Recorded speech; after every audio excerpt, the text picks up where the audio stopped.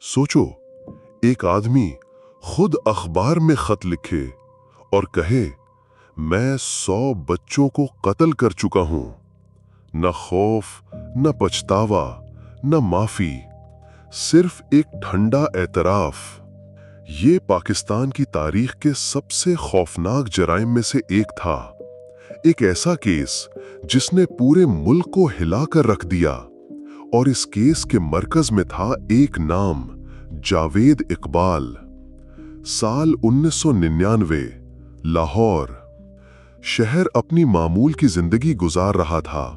बाजार खुले थे, सड़कें आबाद थीं, लोग अपने कामों में मसरूफ थे।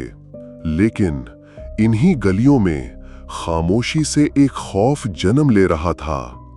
एक के बाद एक बच्चे गायब होने लगे, ज्यादातर गरीब खानदानों के बच्चे।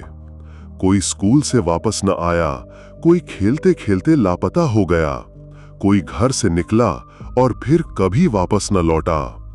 हर घर में एक ही सवाल था, मेरा बच्चा कहाँ है? माँ बाप थानों के चक्कर लगाते रहे, दरवाजे खटखटाते रहे, फरियाद करते रहे, लेकिन जवाब खामोशी। पुलिस ने कई शिकायत को मामूली समझा। किसी ने कहा बच्चा भाग गया होगा, किसी ने कहा खुद वापस आ जाएगा, जैसे उन बच्चों की जिंदगियां अहम ही ना हों। वक्त गुजरता गया और गायब होने वाले बच्चों की तादाद बढ़ती गई। फिर एक दिन एक अखबार के दफ्तर में खत पहुंचा। वो आम खत नहीं था, वो पूरे शहर के लिए एक डरावना ख्वाब था। खत में लिखा था, मैं जावेद इकबाल हूं और मैं 100 बच्चों को कत्ल कर चुका हूं। ये सिर्फ एक एतराफ नहीं था, ये पूरे निजाम के मुंह पर एक थप्पड़ था। खत के साथ उसने दावा किया कि वो बच्चों को अपने घर ले जाता, उन्हें बहलाता और फिर कत्ल कर देता। उसके बाद सबूत मिटाने के लिए लाशों को तेजाब में घुला देता। ये पढ़कर पूरा मुल्क सख्ते में आ गया। लोग यकीन नहीं कर पा रहे थे कि कोई इंसान इतना सफाक भी हो सकता है। पुलिस फौरन हरकत में आई। जब वो इसके घर पहुंची तो वहां से ऐसे शवाहिद मिले जिन्होंने सबको हिला दिया। तेजाब के ड्रम, बच्चों के कपड़े, खतूत और वो खामोश दीवारें जो शायद बहुत कुछ जानती थीं।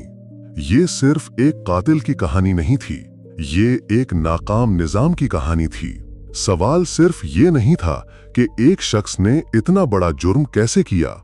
असल सवाल ये था, 100 बच्चे गायब कैसे हो गए और किसी ने वक्त पर रोका क्यों नहीं?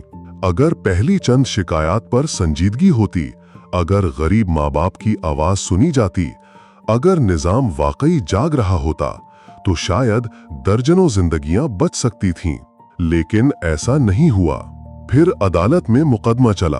पूरा मुल्क इस केस को देख रहा था। हर कोई एक ही चीज चाहता था, इंसाफ। अदालत ने जावेद इकबाल को सजाए मौत सुनाई। लोग चाहते थे कि उसे भी वही दर्द महसूस हो जो उसने दूसरों को दिया। गुस्सा बहुत था, नफरत बहुत थी और रहम तकरीबन खत्म हो चुका था। लेकिन कहानी यहां खत्म नहीं हुई। साल 2001, जेल के अंदर जावेद इकबाल मुर्दा पाया गया। सरकारी बयान आया, खुदकुशी। कहा गया कि उसने खुद अपनी जिंदगी खत्म कर ली। लेकिन बहुत से लोगों ने इस बात को मानने से इनकार कर दिया। उन्होंने कहा यह खुदकुशी नहीं की, ये खामोश कर दिया गया, क्योंकि अगर वो जिंदा रहता तो शायद बहुत से नाम सामने आते, बहुत से सवाल उठते, बहुत से चेहरे बेनकाब होते। क्या वो अकेला था या उसके पीछे एक बड़ा नेटवर्क था? ये सवाल आज भी वाज़े जवाब नहीं रखते और शायद कभी नहीं रखेंगे। जावेद इकबाल मर गया, लेकिन इस केस का खौफ आज भी जिंदा है, क्योंकि बाज जराइम सिर्फ कत्ल नहीं होते, वो पूरे माशरे की नाकामी बन जाते हैं। वो हमें याद दिलाते हैं कि कभी कभी اصل مجرم صرف ایک شخص نہیں ہوتا، بلکہ وہ خاموشی بھی ہوتی ہے جو وقت پر بولتی نہیں، وہ نظام بھی ہوتا ہے جو وقت پر جاگتا نہیں، اور وہ بے حسی بھی ہوتی ہے جو غریب کے درد کو درد نہیں سمجھتی۔